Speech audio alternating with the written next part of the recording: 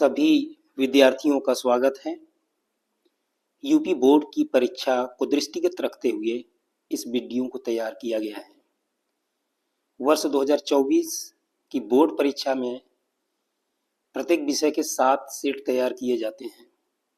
इस वीडियो में मैं कक्षा 10 अंग्रेजी विषय को लेकर आया हूं और 2024 की बोर्ड परीक्षा का यह प्रश्न पत्र है। सेट 2 है और प्रश्न पत्र का कोड है HI। तो बिना देर किए 20 मल्टीपल चॉइस क्वेश्चंस की तरफ चलते हैं। पार्ट ए आपके सामने दिख रहा है, multiple choice questions. Question number 1 2 3 यानी क्वेश्चन नंबर 1 से लेकर 3 तक। Read the following passage carefully and choose all correct options to answer the questions that follow. आपको इस अनसीन पैसेज को सावधानी पूर्वक पढ़ना है और उसके नीचे दिए गए प्रश्न संख्या 1, 2 और 3 के उत्तर को इसी पैसेज से छांट करके OMR शीट पर भरना है। तो सबसे पहले हम इस अनसीन पैसेज को एक बार रीड कर लेते हैं। Robert Bruce was the king of Scotland. He fought hard to free his country from the English, but was badly defeated.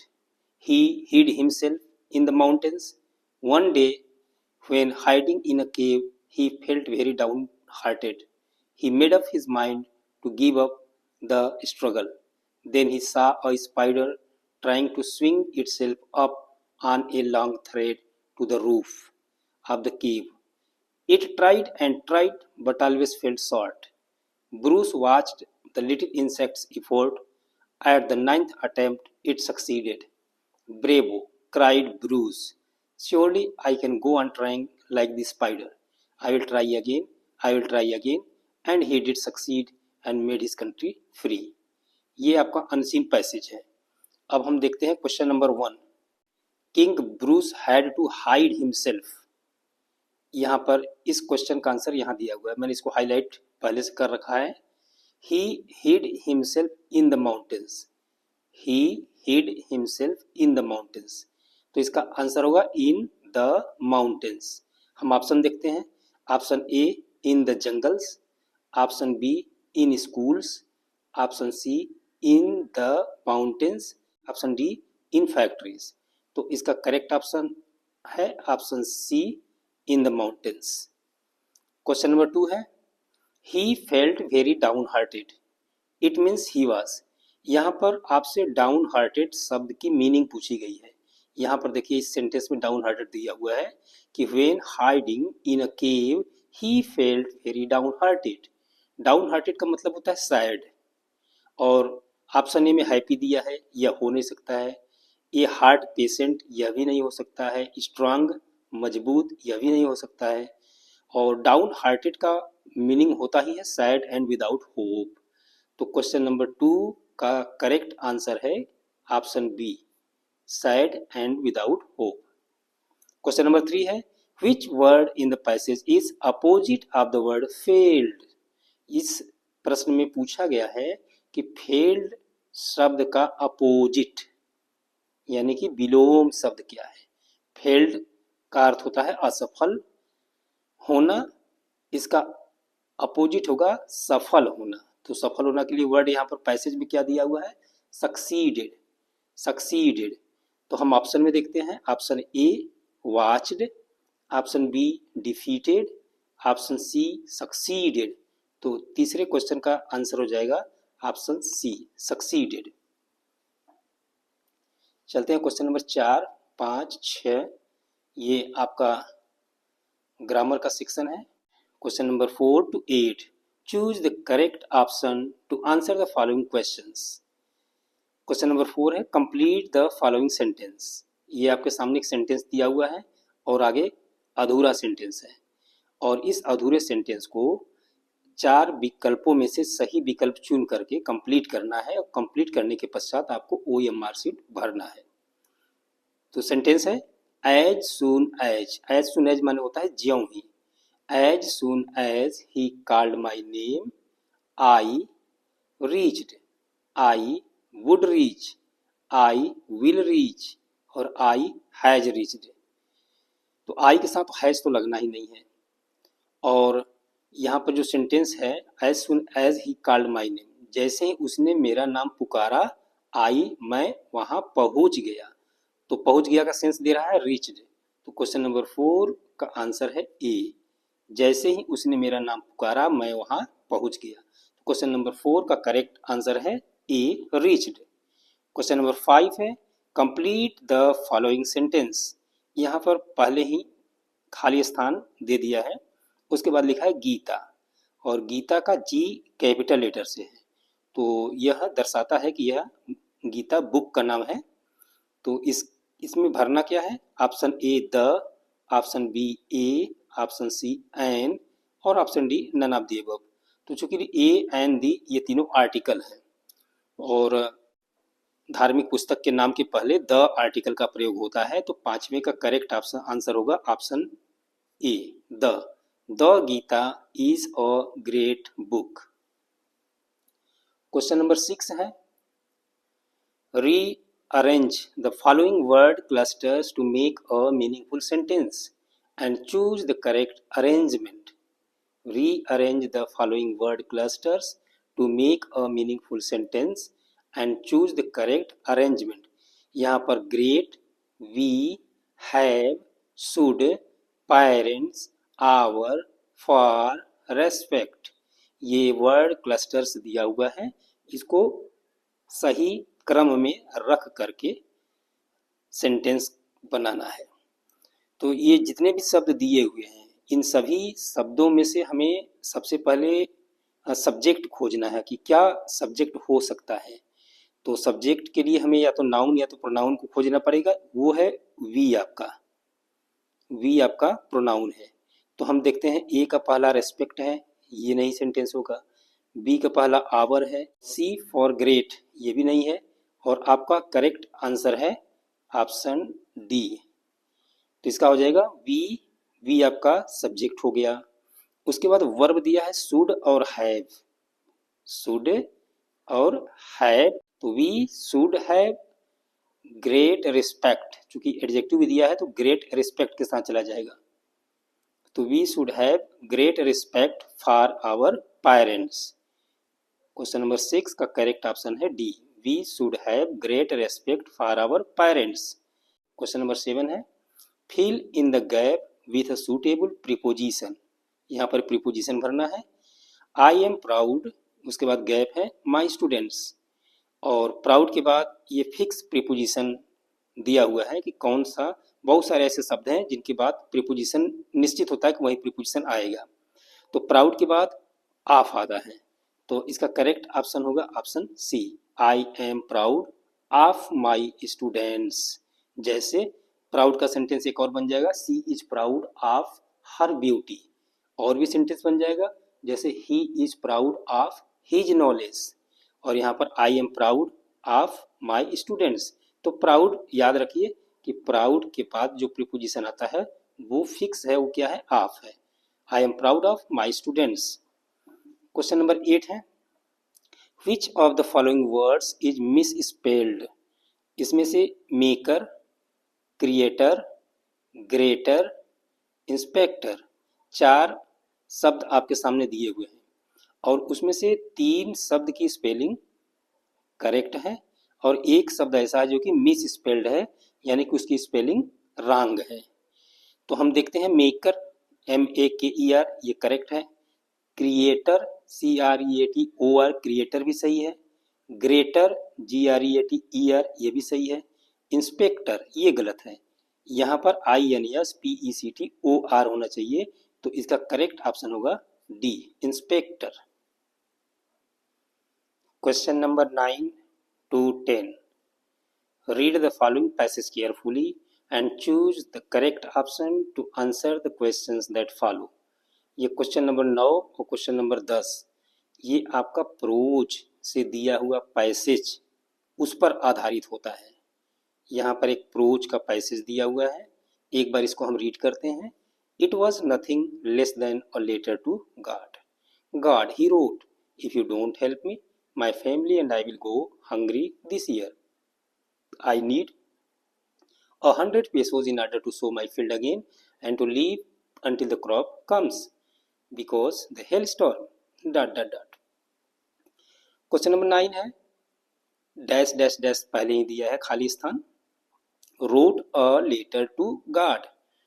इसका ऑप्शन ए दिया है the postmaster, option B a postman, option C a child और option D Lencho. तो इसका correct option होगा Lencho. Lencho wrote a letter to God. Question number 10 है he needed 100 pesos. Lencho को 100 pesos की जरूरत थी।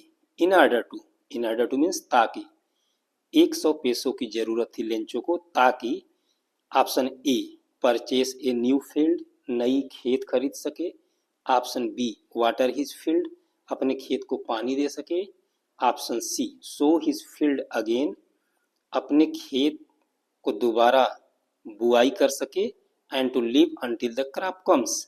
डी है डू सम बिजनेस कुछ बिजनेस करे और ये इसका करेक्ट ऑप्शन होगा ऑप्शन सी। ये दिया भी है सो हिज फील्ड अगेन, यहाँ पर देखिए सो माई फील्ड अगेन, तो ये मिल रहा है। क्वेश्चन नंबर 10 का करेक्ट आंसर होगा ऑप्शन सी।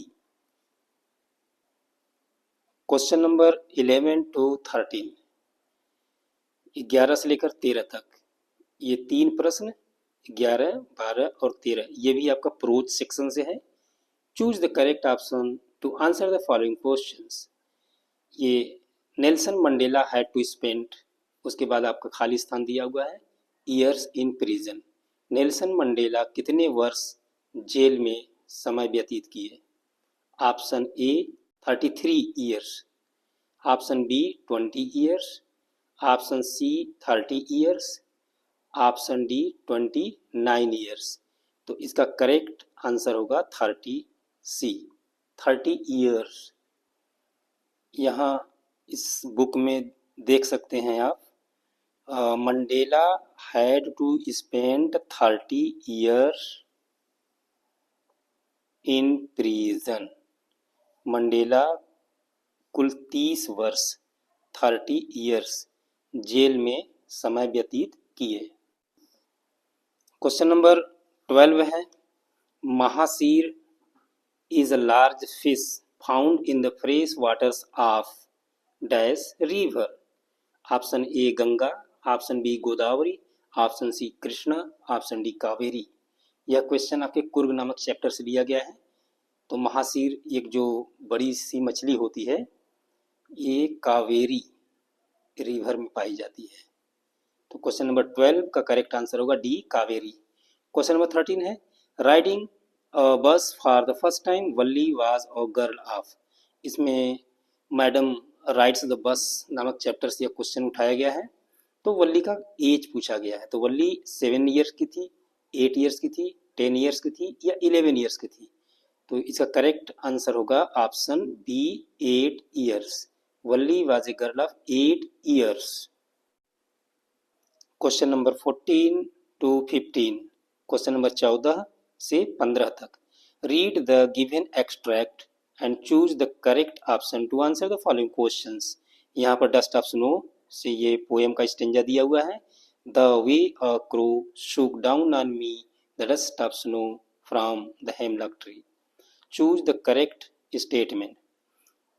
ऑप्शन ए दिया है hemlock is a tree with sweet healthy fruits. Hemlock एक ऐसा पेड़ है जिसके फल स्वीट और हेल्दी होते हैं, ये करेक्ट ऑप्शन नहीं है। B hemlock is a tree known for furniture making.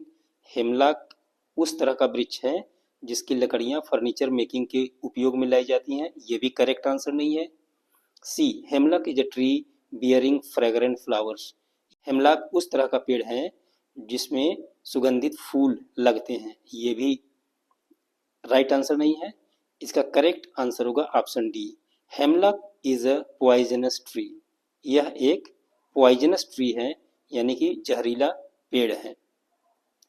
Question number 15 है name the poet of the above lines. अब ये जो एबव लाइन्स दिया हुआ है the dust of snow poem का, तो इसके जो है कि पोएट कौन है? Option A Robert Clean, option B Robert Frost, option C William Wordsworth और ऑप्शन डी वाल्ट व्हिटमैन। तो इसका करेक्ट आंसर है option B Robert Frost. Question number 16 to 20.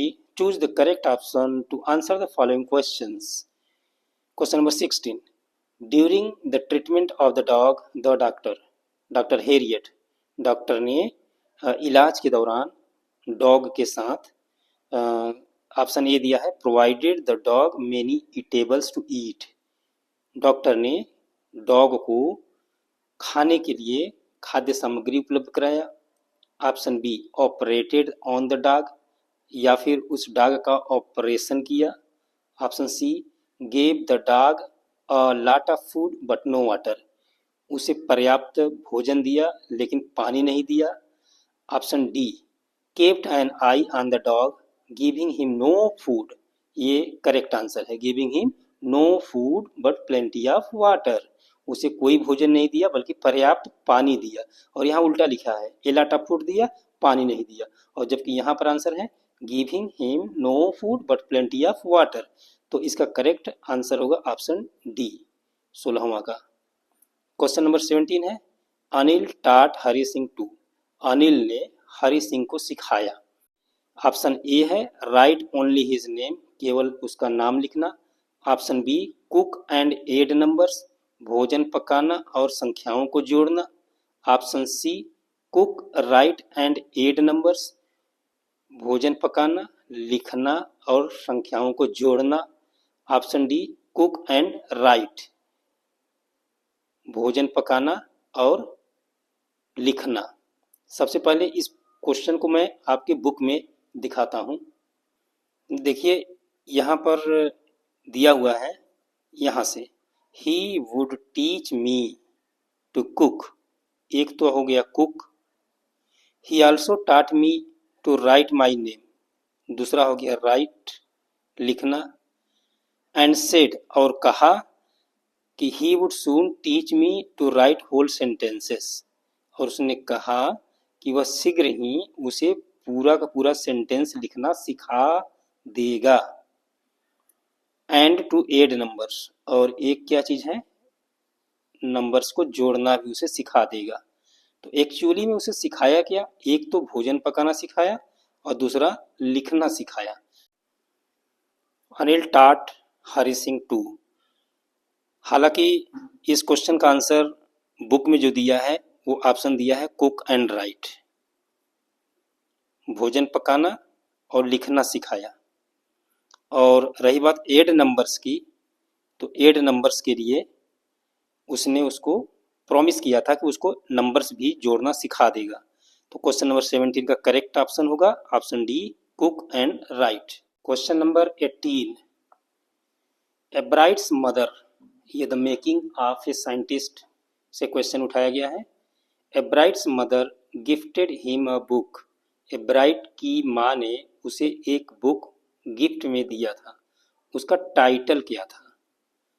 तो इसका टाइटल विद्यार्थियों को पढ़ते समय बताया गया होगा, याद होगा। उस बुक का टाइटल था the travels of monarch x, the travels of monarch x. तो करेक्ट आंसर है option see the travels of monarch x. Question number 19 है Bholi's father Ramlal had 7 children, भोली के पिता रामलाल के 7 बच्चे थे। ऑप्शन ए है 4 सन्स एंड 3 डॉटर्स, बी है 2 सन्स एंड 5 डॉटर्स, सी है 5 सन्स एंड 2 डॉटर्स, और डी है 3 सन्स एंड 4 डॉटर्स। तो करेक्ट आंसर है ऑप्शन डी 3 सन्स, 3 बेटे एंड 4 डॉटर्स, और 4 बेटियां थी उसको। क्वेश्चन नंबर 20 है, ये नेकलेस नामक चैप्टर से लिया गया है। Which of the following statement is correct, ये 4 स्टेटमेंट दिया हुआ है ए बी सी डी, इसमें से कौन सा स्टेटमेंट करेक्ट है। Matilda borrowed a necklace, Matilda ने एक नेकलेस उधार लिया ऑफ रियल डायमंड, और जो उधार लिया वो रियल डायमंड का बना हुआ था। और return a necklace of real diamond, और वापस जो दी वह भी नेकलेस रियल डायमंड का था। तो यहाँ पर हम देखें तो रियल और रियल दोनों में दिया है। बी यानी कि रियल डायमंड बारो भी की थी और रियल डायमंड रिटर्न भी की थी। B Matilda borrowed a necklace of real diamond. B option में क्या दिया है, रियल डायमंड का नेकलेस बारो की थी और आर्टिफिशियल डायमंड का नेकलेस उसको रिटर्न की थी। ऑप्शन सी में है Matilda borrowed a necklace of artificial diamond. इसमें आर्टिफिशियल डायमंड का नेकलेस वो बारो की थी यानी कि उधार ली थी, और return necklace of real diamond, और जो वापस की थी वो रियल डायमंड का नेकलेस वापस की थी। और ऑप्शन डी में दिया है borrowed a necklace of artificial diamond. Artificial diamond का नेकलेस उधार ली थी और return a necklace of artificial diamond. तो इसका करेक्ट आंसर है option C, Matilda borrowed a necklace of artificial diamond. उसने जो नेकलेस उधार लिया था वो आर्टिफिशियल डायमंड का बना हुआ था और उसे पता नहीं था, और फिर इसी वजह से, न जानने की वजह से उसे रियल डायमंड का बना हुआ नेकलेस वापस करना पड़ा। तो करेक्ट आंसर है ऑप्शन सी।